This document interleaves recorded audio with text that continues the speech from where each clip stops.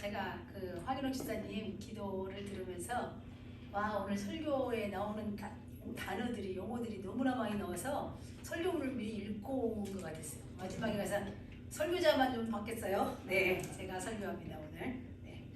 땡스기빙 잘 지내셨죠? 네.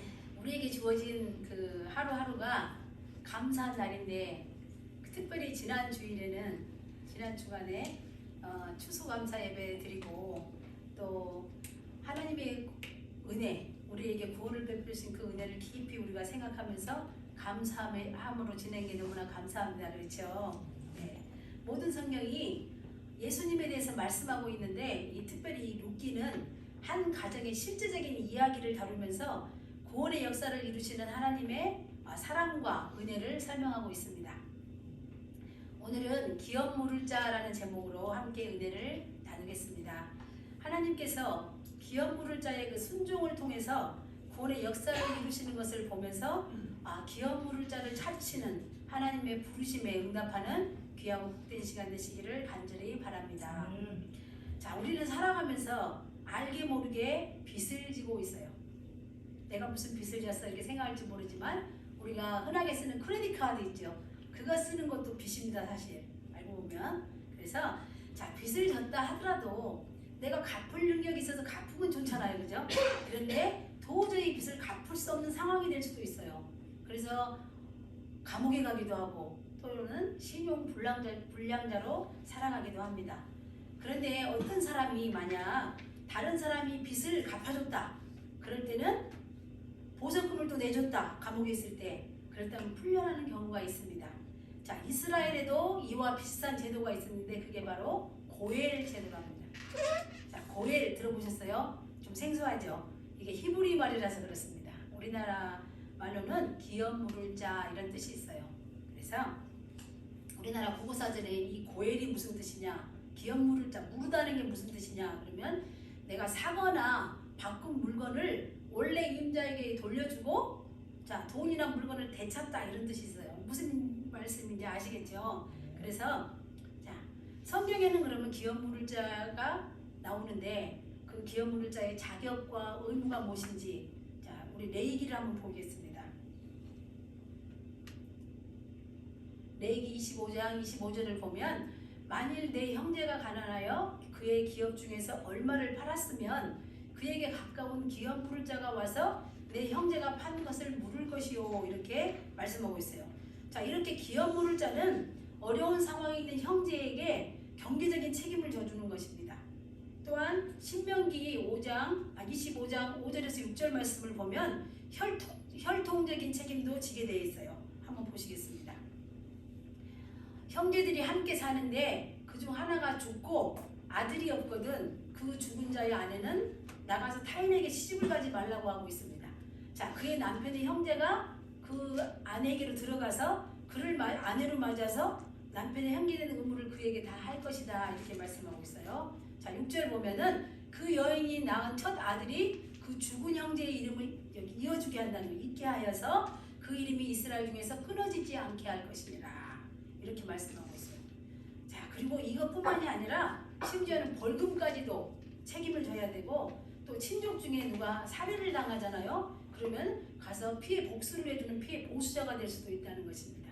자, 하나님께서는 그런데 왜 이런 고엘 제도를 만들어서 지키게 하셨을까요?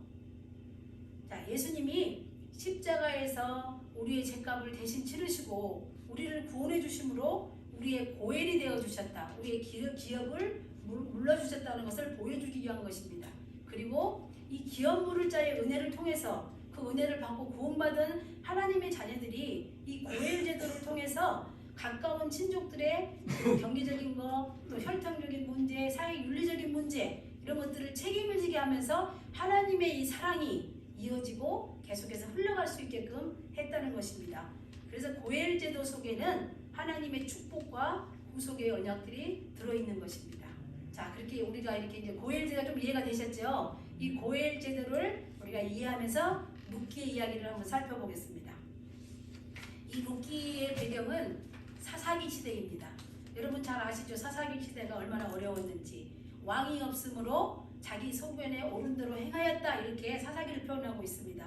실제로 그런 왕이 없었느냐? 있었습니다. 그들은 그 전에 하나님을 왕으로 모시고 살았어요. 그런데 더 이상 하나님을 왕으로 모시고 살기가 싫은 거예요. 그래서 자기 본성을 따라 살기 시작했기 때문에 그 시대를 참으로 영적으로 암흑기 같고 어려웠다 이렇게 표현하고 있습니다. 자, 이때에 베들레헴이라는 곳에 흉년이 들었어요. 그래서 엘리멜렉과 나옴이라는 사람은 자기 두 아들을 데리고 모압이라는 곳으로 이민을 가게 됩니다. 그래서 우리가 지금 미국에서 이민자로 살고 있는데 자, 자기 고국을 떠나서 다른 나라에 가 살면서 얼마나 어려웠겠어요. 근데 거기에서 또 불행하게도 이 나오미는 남편이 죽고 또 두 아들마저 죽어버립니다. 그리고 거기서 모압의 여자를 며느리로 며느리를 얻었는데 이제 이 집안에는 과부만 3명이 남게 된 거예요. 이렇게 어려운 상황 속에 딱 들리는 소문이 베들레헴에 다시 풍년이 들었다는 거예요. 그래서 나오미가 다시 고향으로 돌아갈 생각을 합니다. 그리고 돌아가는 길에 이제 두 자부를 불러서 나는 이미 나이가 들고 늙어서 내가 다시 시집을 가서 아기를 낳을 수도 없고 더 이상 뭐 이렇게 계대를 이어줄 만한 자식이 없잖아요. 그러니 너희들은 이제 친정으로 돌아가서 너희들의 새 삶을 살도록 하여라 이렇게 권면을 해요. 이때 큰 며느리 오르바는 울면서 자기 어머니에게 시어머니에게 작별 인사하고 떠나요. 그런데 이 둘째 며느리의 룻이 정말 대단합니다. 끝까지 시어머니를 따라붙어요. 그래서 그 말씀이 룻기 1장 16절에서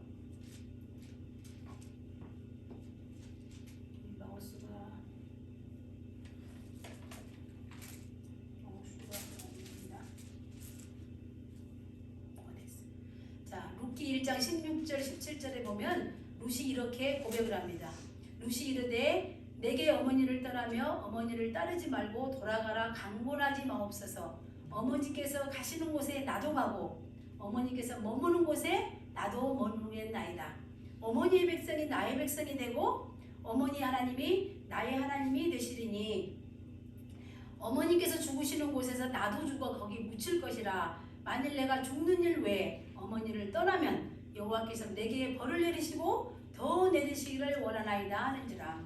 정말 대단한 고백이죠. 이 세상의 모든 시어머니들은 이런 며느리를 얻고 싶을 것입니다. 네. 또 딸을 가진 어머니들은 내 딸이 이런 며느리가 되기를 글쎄 원할까요? 그런데 아무튼 원한다고 보겠습니다. 그런데 자, 룻기에서 말하고자 하는 것은 단순히 효도한 며느리가 이 효도하는 며느리가 이렇게 효도했기 때문에 복을 받았다 이런 얘기가 아닌 거예요. 자, 믿음을 가진 이방 여인 룻이 어떻게 구원을 받았는가, 그리고 어떻게 예수님의 족보에 올라가는 그런 은혜를 받았는지를 말하고 있습니다. 자, 룻과 같은 믿음의 고백을 하는 저와 여러분이 되시기를 간절히 바랍니다. 이제 나오미는 룻과 함께 이제 고향으로 돌아와요. 고향에 돌아오니까 사람들이 얼마나 반갑겠어요. 우리 한번사님 일주일만 못 봤는데 아까 만났는데 엄청 반갑더라고요. 이렇게 이제 돌아왔어요. 엄청 반가워서 막 웰컴을 했는데 당장 살아야 되는 문제, 생활의 문제가 부딪히게 되는 거예요. 그래서 이 룻은 자기 시어머니를 봉양하기 위해서 들에 나가서 이삭 줍기를 하는 거예요. 그때가 마침 추수철이었기 때문에 이렇게 이삭 줍기 아시죠? 이렇게 남이 떨어지고 나면 그거 주워갖고 이삭을 줍는 거예요. 그래서 그걸 했는데 가다 보니까 보아스 밭에 가게 된 거예요. 그래서 거기서 보아스를 만났는데 보아스가 너무 친절하게 해주는 거예요. 그래서 집에 와서 시어머니에게 여차해서 이렇게 해서 보아스를 만나는 사람을 만났다 이러니까 시어머니가 너무 기뻐하면서 오, 보아스가 우리 친족인데 기업 부를 자야 이렇게 말해주는 거예요. 그러고 난 다음에 이제 나오미가 아주 작진을 짭니다. 그래서 추수가 끝날 무렵에 이 곡식단이 있는 옆에 이렇게 자리를 펴고 보아스가 밤에 잠을 자는데 나오미가 며느리 룻을 꽃단장을 시켜서 밤에 들여보내요. 자고 와라 이렇게. 그런데 보아스가 어떤 약속을 하냐면은 나보다도 더 먼저 우선권을 갖고 있는 친족이 있다. 기업 물을 자가 있으니까 내가 물어보고 그 사람이 그거를 기법하면 포기하면 내 책임이 되면 내가 반드시 책임을 지겠다고 약속을 하고 룻을 돌려보내는데 아침에 볶은 곡식을 잔뜩 싸서 시어머니한테 보내요. 그러니까 또 루시 가서 시어머니한테 여차저차 이야기를 할 거 아니에요. 그랬더니 시어머니가 자 이제 보아스가 이 일을 알아서 할 거다. 그러니 우리는 믿고 기다리자 이렇게 하면서 여기까지가 이제 딱 앞에 4장 6절까지입니다. 룻기는 4장으로 되어 있죠. 그래서 오늘 본문 말씀이 이제 7절부터 22절인데 아까 읽을 때 굉장히 길었죠. 근데 설교할 때는 그렇게 길지는 않게 느껴질 것입니다. 예. 그래서 이제 보시면은 자 보아스가 이제 책임을 지겠다고 그랬으니까 먼저 해야 될 일은 뭐냐면 첫 번째 기업 부를 자 가장 가까운 친족 그 사람을 찾아서 그 권리를 이양을 받아야 되잖아요. 자기가 받아야지 그 일을 할 수 있단 말이에요. 그래서 보아스가 성문 높은 데 올라가서 그 성문에 살고 있는 성 안에 살고 있는 10명의 장로를 부르고 많은 사람들을 모이게 해요.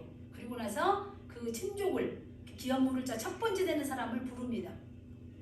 그리고 이제 물어요.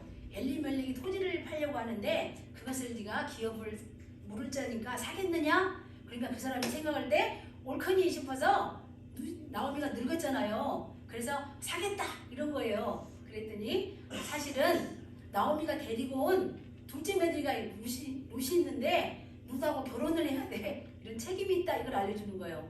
그랬더니 이 기업 물을 자가 나는 못하겠다.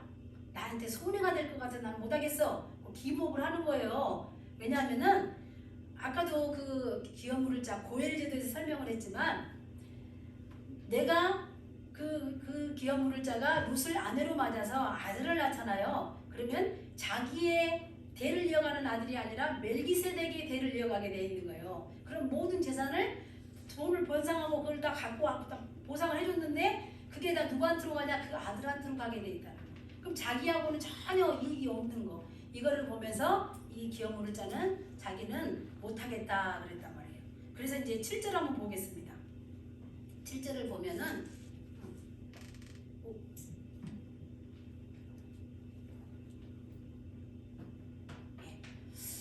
옛적 이스라엘 중에는 이 기업을 무르거나 교환한 일을 확증하기 위해서 사람이 그의 신발을 벗어서 이웃에게 줘야 되는 거예요. 이것을 증명했다는 거예요. 그러니 이 사람은 뭘 하겠어요? 이제 8절에 보면은 보아스에게 내가 너를 위해 살아하고 그의 신발을 벗었다. 이렇게 신발을 벗게 되는 거예요. 자, 그러니 신발을 벗는다는 게 자기의 권리를 포기하고 책임을 지지 않겠다. 이것을 공포하는 거예요. 사람들 앞에. 자, 신발을 벗는 것이 얼마나 치욕적이고 모욕적인지 신명기 25장 9절에서 10절에서 이렇게 말씀하고 있습니다. 사실은 이 신발을 벗고 기업을 무르는 것은 강제적인 조항이 아니에요. 내가 자원해서 그 일을 할 수 있고 내 능력 있으면 할 수 있고 하기 싫으면 안 해도 되는 건데 이것을 포기한 사람에게 신명에서는 이렇게 말씀하고 있다는 거죠. 보아스가 장로들과 모든 백성에게 이르되 내가 이게 왜 9절이 나왔죠?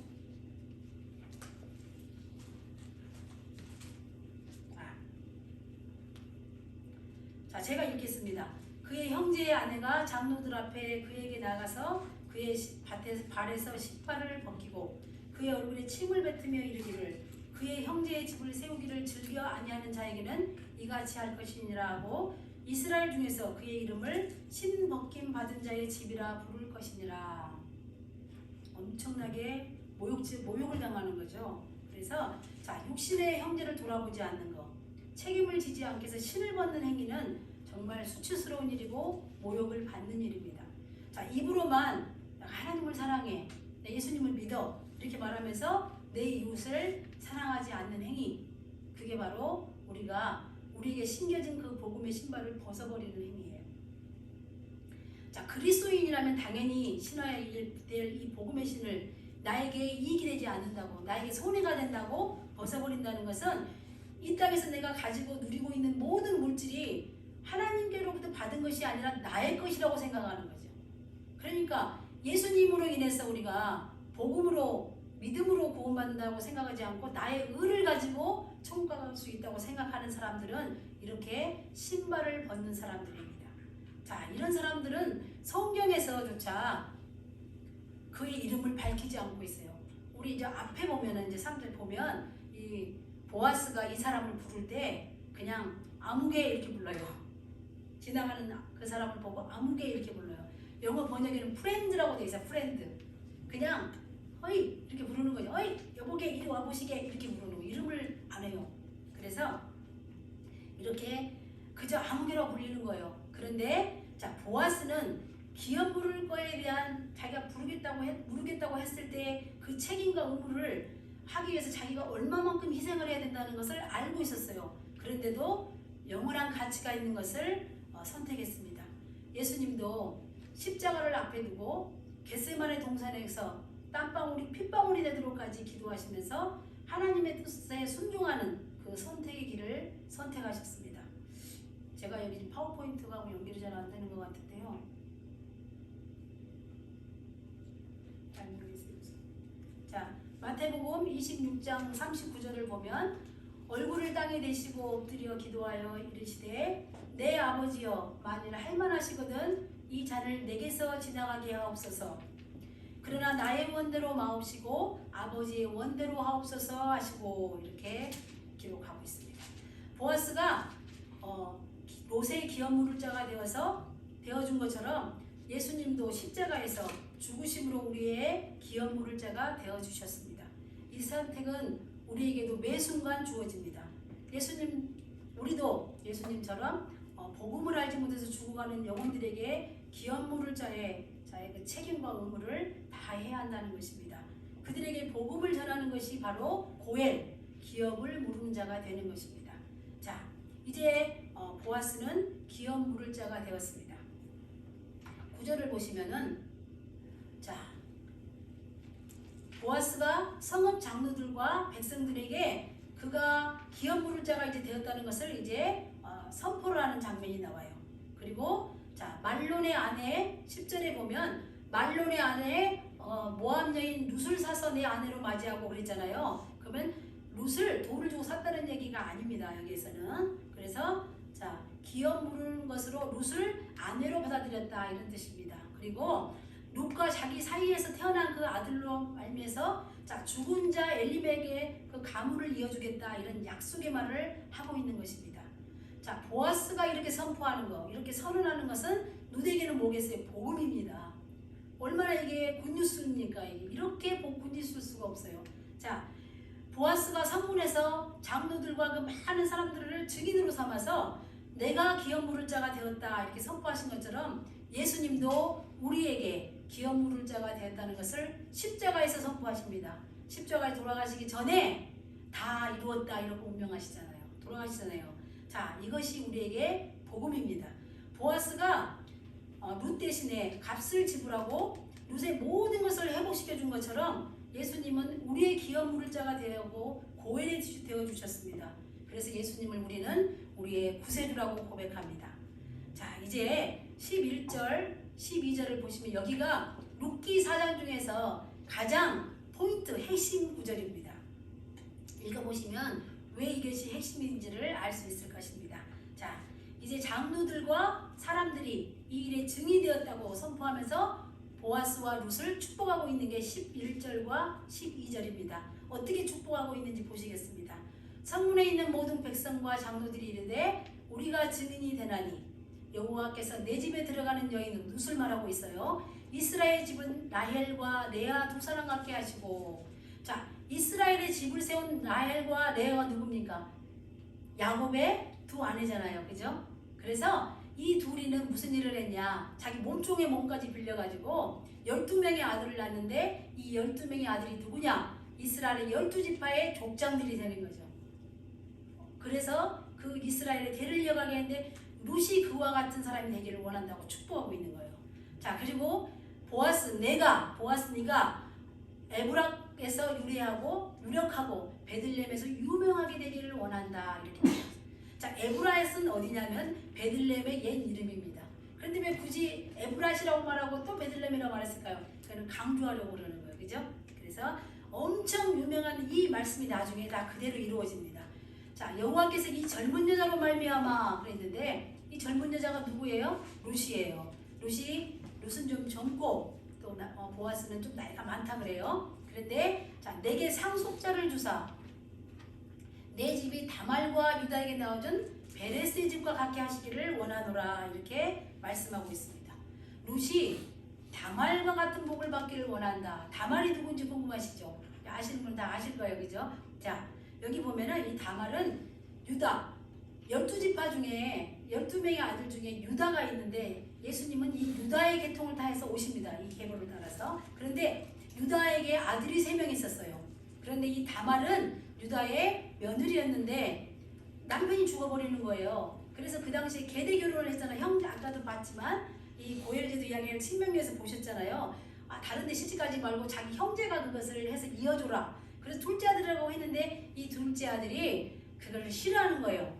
그래서 이 하나님이 둘째 아들 죽여버립니다. 데려가 버리세요. 그러니 이 다말이 자기 남편 죽었죠. 자기 시동생까지 죽었어요. 이것을 바라본 유다가 생각할 때 아이고 이거 잘못하면 우리 셋째 아들까지 가겠다 이렇게 생각해서 그때 마침 셋째 아들이 나이가 어렸어요. 그래서 다말에게 친정에 좀 가 있어요. 그럼 내가 이 여기 셋째 아들 이름이 제가 원래 생각이 잘 안 나서 봐야겠습니다. 셀라가 다 잘하면 내가 너를 다시 부를게. 장성에서 남편 무시를 할 수 있을 때 다시 부르겠다 그랬는데 안 부르는 거예요. 왜냐?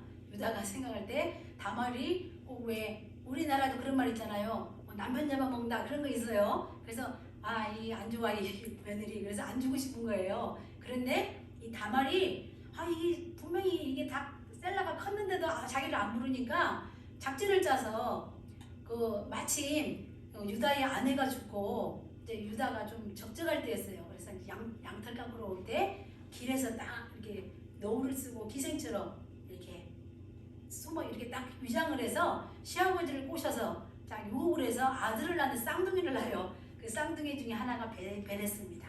자, 이 베레스가 왜 중요하냐? 베레스가 이 보아스의 직계 조상이라는 거예요. 참 신기하죠.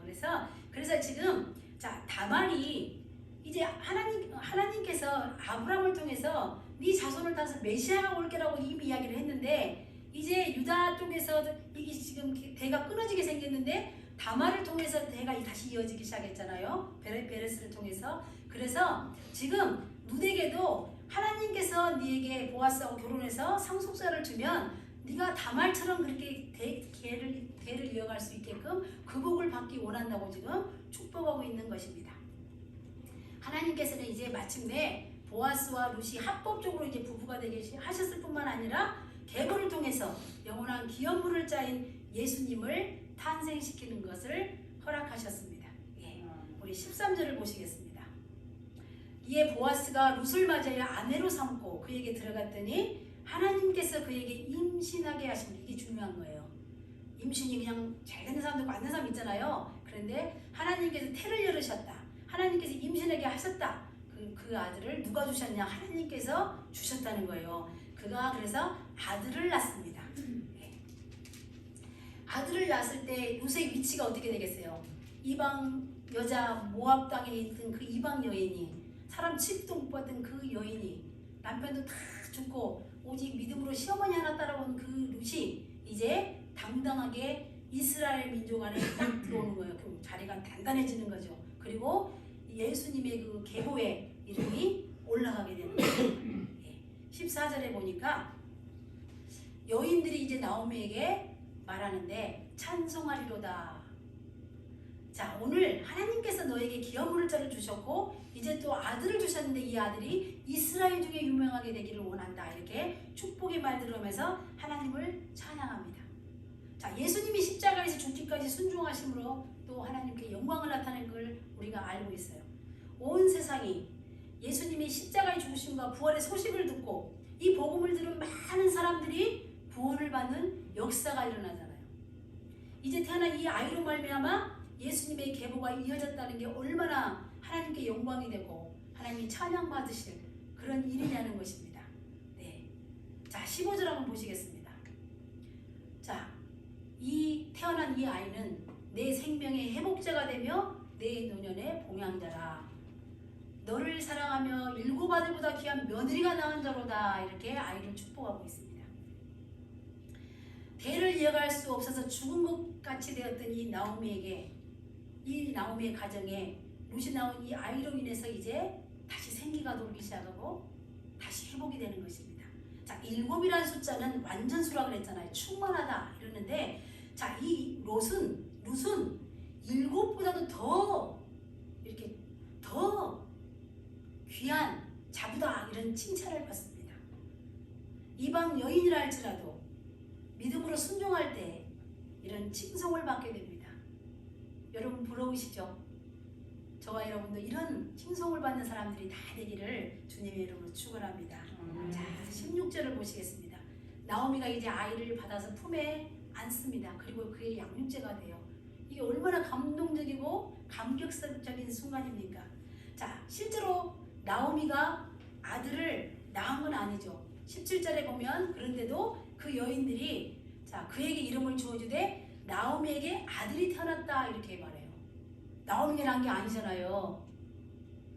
룻하고 보아스가 결혼해서 아들을 낳은 거잖아요. 그런데 왜 아들이 나오미가 낳았다 이렇게 말할까요? 자, 보아스가 약속한 대로 엘리멜렉의 그 가게에 그 집안에 대를 이어주기 때문에 나오미가 낳은 걸로 되는 거예요. 나오미가 키워요. 자, 그런데 더 중요한 것은 뭐냐? 그 이름이 오벳이라 그랬단 말이에요. 자, 오벳이라 그랬다. 그랬는데 이 오벳이란 말 뜻이 뭐냐면은 섬기는 자, 봉사하는 자 이런 뜻을 가지고 있습니다. 자, 근데 이 오벳이 누구냐? 여기서 이제 중요한 얘기가 나옵니다. 다윗의 아버지인 이새의 아버지가 바로 오벳이잖아요. 오벳이었다 이렇게 말씀하고 있어요. 자, 그렇다면 보아스는 누군 거예요? 다윗의 뭐가 돼요? 할아버지가 되는 거죠. 다윗이 오벳의 손자가 된다는 뜻이잖아요. 그러면 룻은 누구예요? 그 유명했던 다윗 왕의 할머니가 되는 거죠. 엄청난 복을 받았습니다.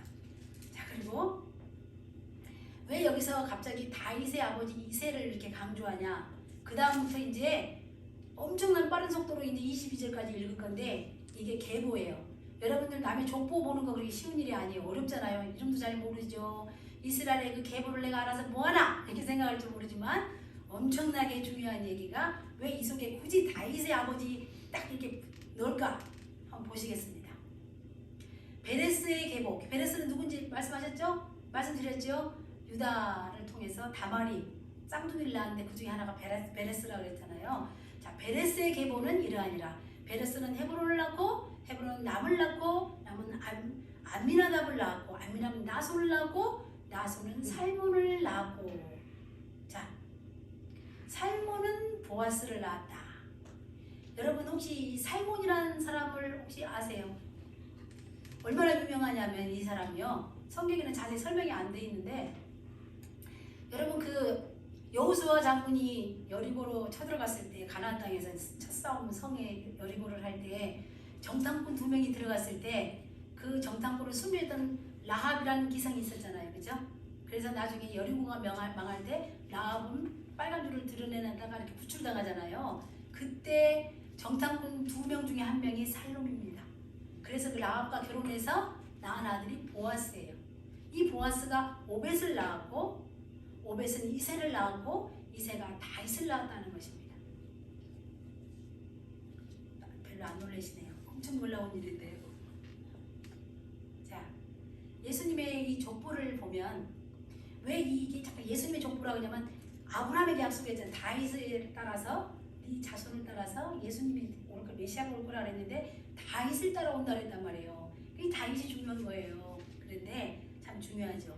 그래서 룻이 구속사의 그 반열에 올랐다.